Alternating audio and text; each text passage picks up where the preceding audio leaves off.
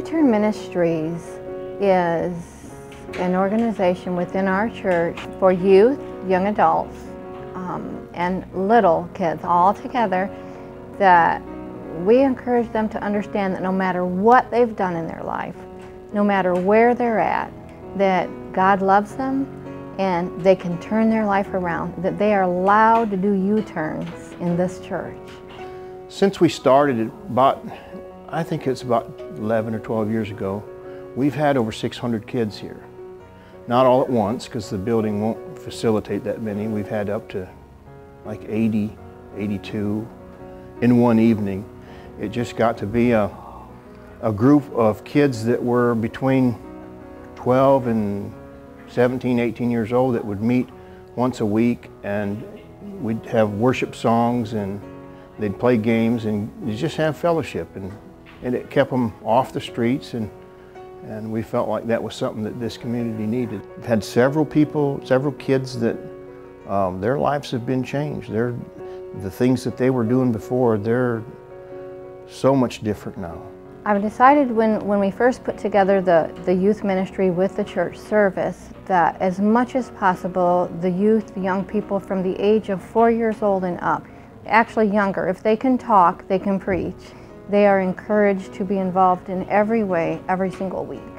We always find something positive about what they did, and we really dwell on that. We really think about that, and no matter what, they did a good job because they came up front for the Lord. I can see my kids, they're really into it with the music, and they just crave to come every Saturday night for what they call open mic night or Saturday Night Live.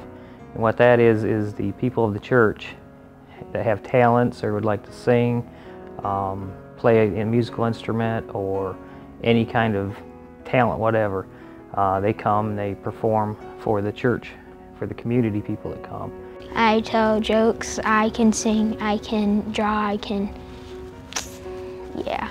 After that's done, we go into the other room and we play games. We are a family. We do things like board games, air hockey, ping pong, shooting pool, volleyball, bonfires, and spend time with each other. Because, it is an old saying, but a family that plays together, prays together, stays together. It's really fun to come to because you just play games, and it's more chilled out than the church part of it, and everybody interacts with each other. The older people are playing pool with the younger people, and it's fun. And now, every Saturday night, we have people that are non-Adventist, people that are from other churches. I think there's a lot of people that would be just sitting at home, shut in, if this wasn't available to them. So I think it gets everybody out of their house and helps them to fellowship. I really wanted to make sure that they understood that their purpose was to be there for each other. And when they thought that they were doing something, that they were giving and loving the other one to the Lord, they were willing to come and do that. We just all work together so well, and we just love each other, and it just seems like we can't do enough to help. Everybody here is so friendly, and they're so welcoming. And it doesn't matter if I haven't been here in a year or 5 years. They all still open their arms. The older and the younger people open their arms to everybody that walks through the doors. All the kids, they got to go through some things. They got to learn, just like us. When we were kids, we had to learn. You got some kids that come in here, they're talking filthy and they dress bad. You can smell the smoke on them. But it's okay. Accept it. And a lot of the older people, it's hard for them to accept that. But once they do, they realize that there's a person inside there. We never got a rule book on do this and do this and do this, and now you know how to love. That's not how it is. That's not how Jesus did it. He met people where they were. He told them what he was about. He showed them there was a better way, and some accepted it. Some learned from him, and some didn't. And so we see that same scenario here.